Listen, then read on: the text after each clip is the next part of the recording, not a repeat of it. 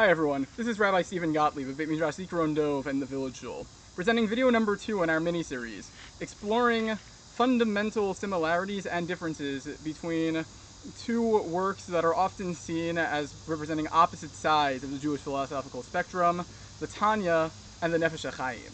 Today we're going to be discussing the idea of Torah Lishma. What does that mean, and how is it seen differently in each of these works? Torah Lishma, the idea of learning Torah l'shem something, we'll figure out what exactly that means together, is a topic that's often debated. And so ultimately, it comes down to the question of what's the purpose of learning Torah?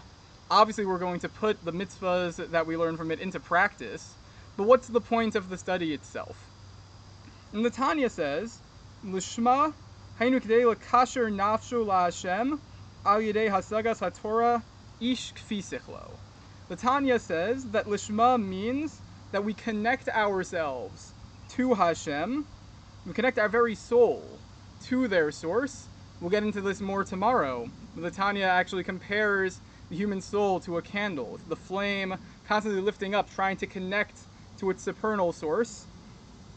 So that's the job of learning. And we do that through Torah, each according to wherever it is that we are in our lives. And that means that if, for example, you're working in order to earn a living, so you can use the skills that you learn from that towards your avodas Hashem, towards your worship of Hashem, either by using the money in order to buy a siddur, in order to buy something that you can use, or to use the skill itself to be able to aid in your worship of Hashem in some way. But at the end of the day, the Tanya says that the end of learning is connection, devekus, cleaving to HaKadosh Baruch Hu in a real way, and all else are the means to it. The Nefesh HaChaim, however, says very differently. In fact, directly responding to this point, he says, Inyan Eitzak HaTorah Lishma, the matter of Torah Lishma, Ha'emes HaBarur, the truth is clear, Hi Lishma Ein Perusho Devekus. Lishma does not mean devekus.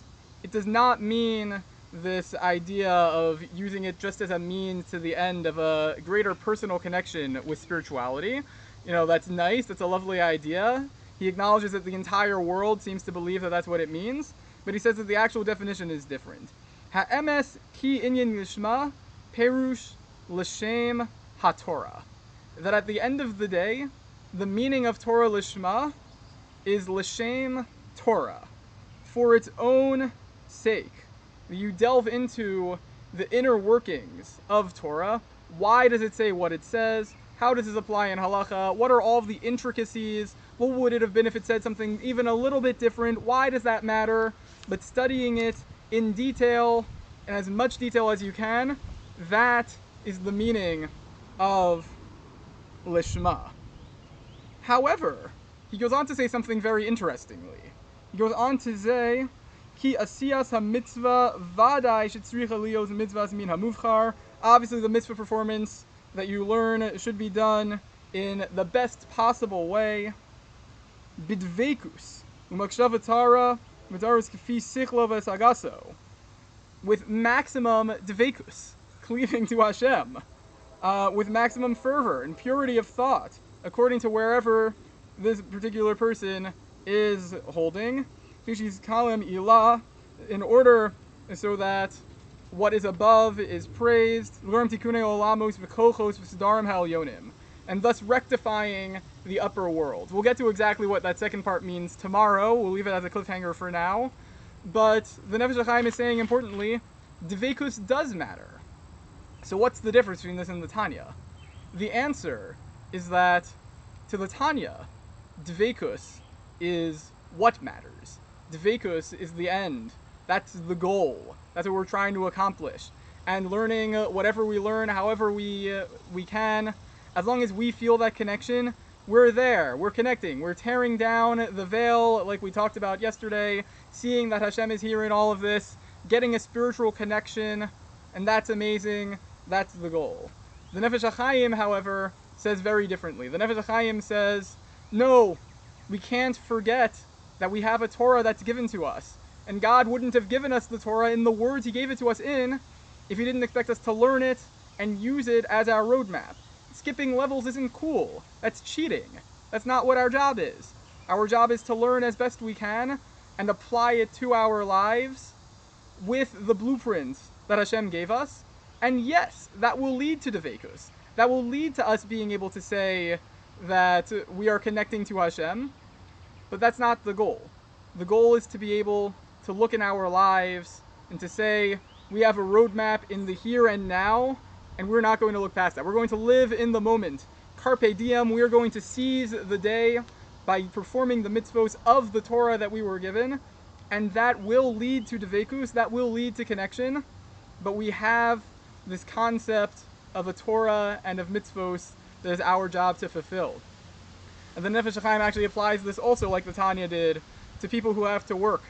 In an ideal world, Nefesh HaChaim says we'd all be learning in yeshiva all day. I can confirm there's nothing better than that. But we do not live in that world. We live in a world where we have to go to work, we have to be osek in a parnasa, we have to earn a livelihood. And what does that mean? That means that we have to be doing that. But can we forget about Torah? No! No, we cannot.